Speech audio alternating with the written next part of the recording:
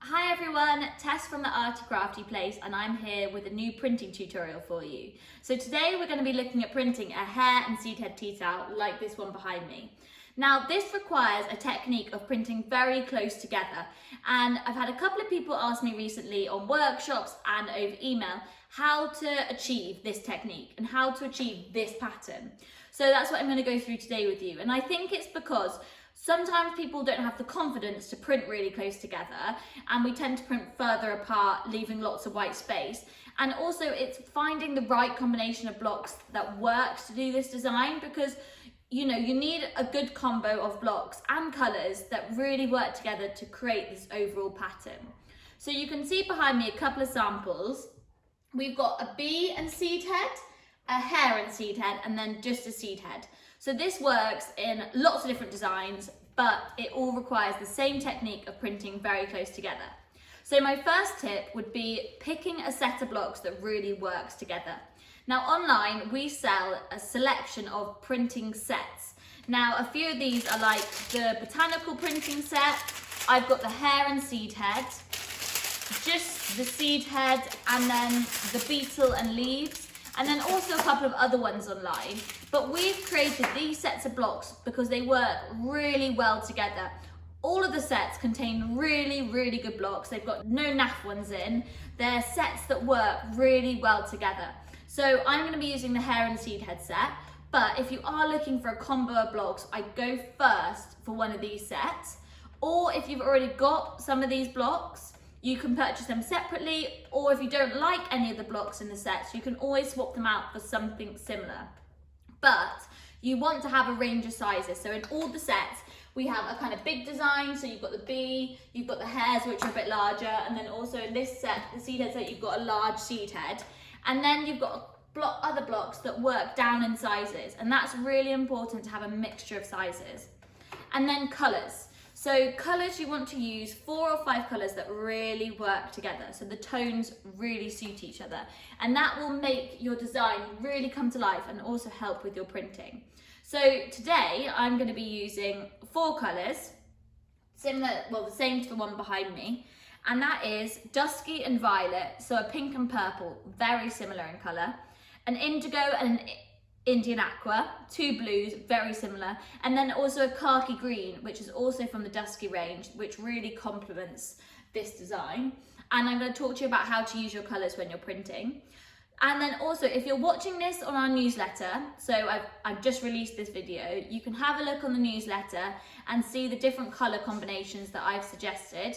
And if you're watching this kind of not near to when I filmed it, head to our blog, and you'll also be able to see this tutorial plus all the colour combinations that I've suggested. So I'm going to show you a couple of different colour palettes that I think work really well together. So those are my kind of top tips for this project. And then I'm going to turn the camera around now so you're looking down, and we'll get started and I'll show you exactly how to print this technique.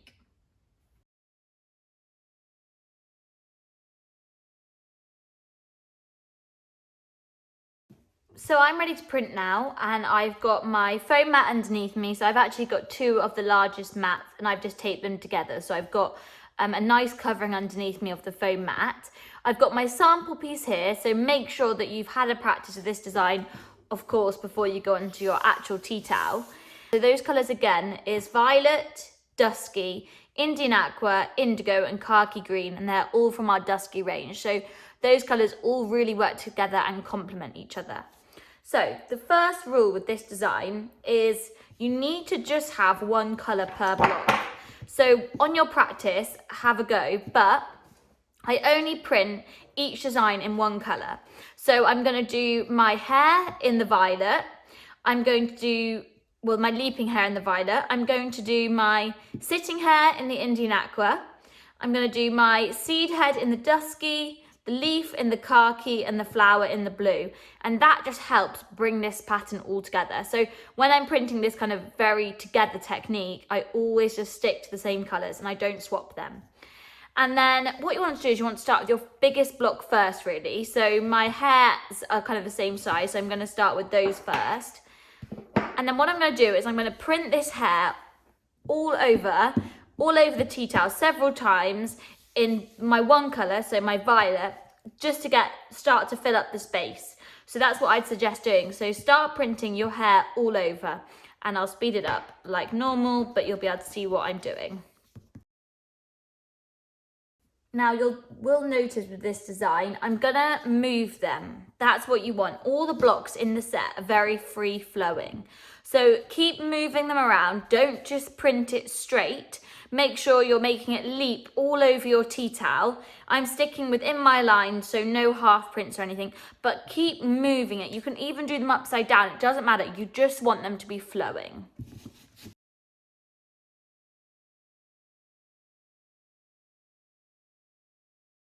So with my leaping hair, I have printed 12 times all over the tea towel. So I've left space in between them all for all the other designs, but it is relatively full with the hairs. Now, don't be scared. If you do end up with more white space, you can always add more in later, but don't be too anxious. I think I could have even done them slightly closer together, but that is 12 hairs printed. So I've done with my first design, all printed in the violet. And now I'm gonna go again with my sitting hair in the Indian Aqua, and what you're going to do is print them next to the one you've already done. So don't print them in the white space, because if you print them in the white space, what you'll end up doing is leaving you with not much room to put the other designs. So print it close to the other design. So, you know, keep also moving them, printing them in different positions. So this one I'm going to print in front, this one I'm going to print underneath, this one behind, but print it next to the other design.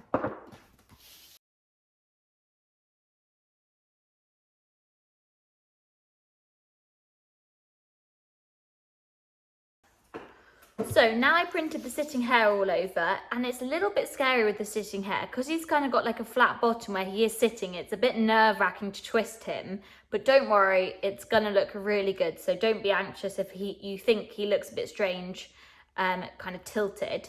But I've printed 13 hairs, and like you can see, I've printed them next to my other design that I've already done.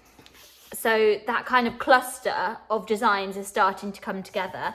I've also done one extra one at the bottom here just because I had a little bit of white space, but you can always put in a few more. It doesn't matter. Don't feel worried. You just want to fill the space. So put a few more in. So I'm going to put another one there. But I'm happy with that. So now I'm going to move on to my next design, which is going to be the seed head. So the cow parsley I'm doing in dusky, and this is the kind of light pink.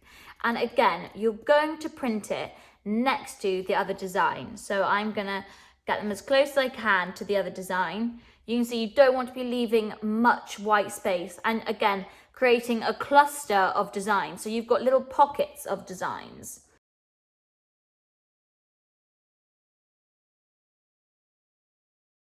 This cow parsley one works really well doing it in all directions. So make sure you do a few upside down and keep changing the direction that you're printing it in so it really flows. Now, what I'd say is that your hairs are your main design. They're your kind of main feature. So the other blocks that you're using, you use as filler designs. So now that we've done the cow parsley, what I'm actually going to go back and do is add a couple more of the main designs. So just in these gaps, I'm going to just do a couple of extra ones because remember, your hairs are your main design. So add a few more of those in just so we've got a little bit less white space, and then we'll finish it off with the filler designs. So have a look at what you've got. I've got 3 hairs quite close together here, but I haven't got the sitting one. So I'm going to add the sitting one there, whereas there's room for another leaping one there. So just judge it and see which ones you can fit in where.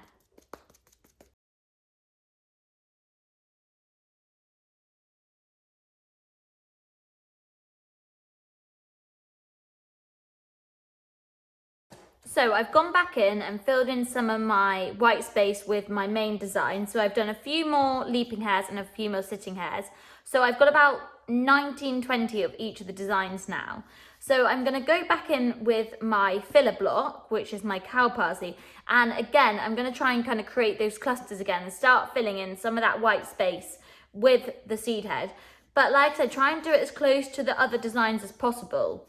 And that will bring your design together. There will be some spaces you can't get into with your filler designs, but that's okay because what I've got for later is I've got 2 smaller designs that are going to be able to fit in that gap. So if there's any gaps you can't fit in, don't worry, because you've got your other filler designs which you'll use later.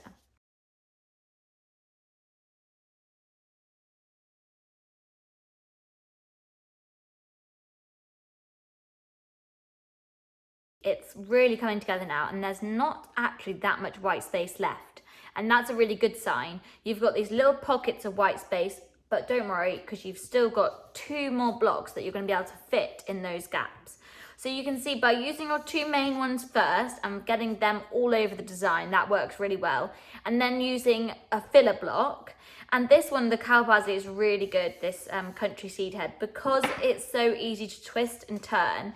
You can do it lots of different directions so it doesn't look too samey. If all of them were to be facing up, it might look a bit samey, but because you're moving them and they're flowing, it really kind of helps the design. So you can see they are quite all close together. So the design I'm going to use next is the circle, because the leaf is kind of easier to squeeze in. So again, print this all over in the gaps, and I'm going to do quite a lot of flowers because that will start to bring the design even more together. So lots of flowers in all of the white spaces. Again, reasonably close to another design so that you've got room to fit in this later and you're keeping them all close together. What I'm going to do with this flower is, my sponge, dip your sponge in the paint and get it all inked up. And then you can hold it in your hand and just keep tapping the block to the sponge rather than having to pick it up each time. That's just a tip to help you go a bit faster.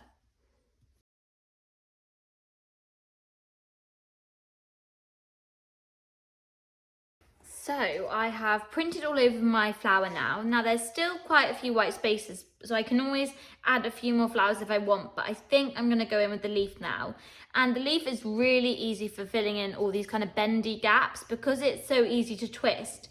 You can just print whichever way it will fit, which looks really good as well on the overall design. So I'm gonna go with my leaf now, and if you do notice any spaces that are quite big, that even once you put your leaf in, there's still white space, you can go back in with the flower as well. And I'm starting to use the khaki green, which is really going to bring this to life because these are quite pale colours and the green is just going to lift it.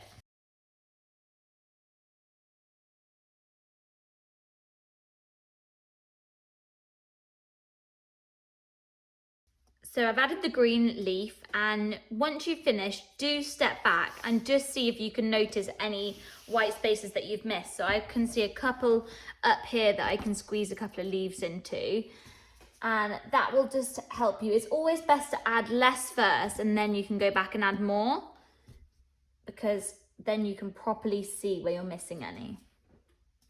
Now, I am really happy with this design. The whole thing is covered in prints. There's very little white space, and I'm just extremely pleased. It's all worked really well together. And like I said, this is a foolproof set. We've trialed it and you can see it works. So don't be afraid to use the same blocks and have a go exactly the same design because it works so well.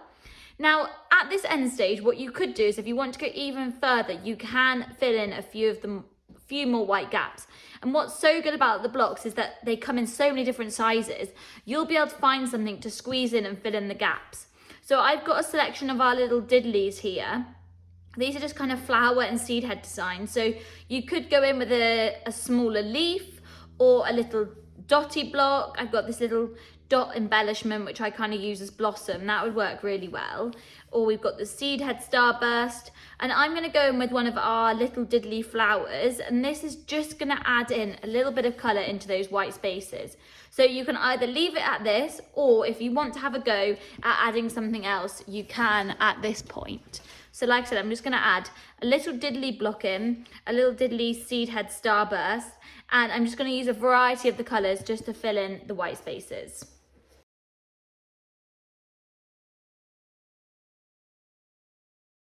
Now, my tip with filling it in would not go overboard, just add a couple of little prints to your gaps and that will really bring the design together. So I'm going to pop this on the ironing board, iron directly on the paint as I normally would, and then I will show you it finished.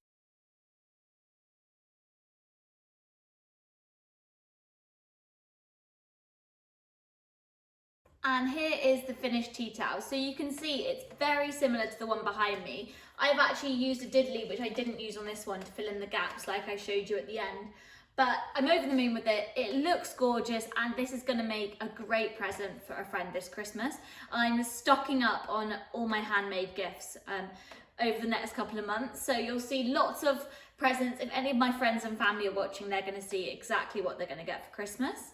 So again, tips with this project to create something that's full of pattern and colour is one, using a set of blocks that really works together, having a variety of sizes and a main focus. So like I said, our hares are the main focus on this one, the main focus is the bee, and then you work around that one or two chosen designs. It's having a mixture of different sizes so you can fill in the gaps, and then also a selection of colours that really work together. So like I said, have a look on the blog or on our email if you received that, and it will show you a couple of different colour combinations that I've suggested that will really work for this overall pattern. So I hope you've enjoyed watching, and I really hope this has been a helpful video and it's gonna give you the confidence to have a go at this all over technique at home. Thanks very much for watching. Bye.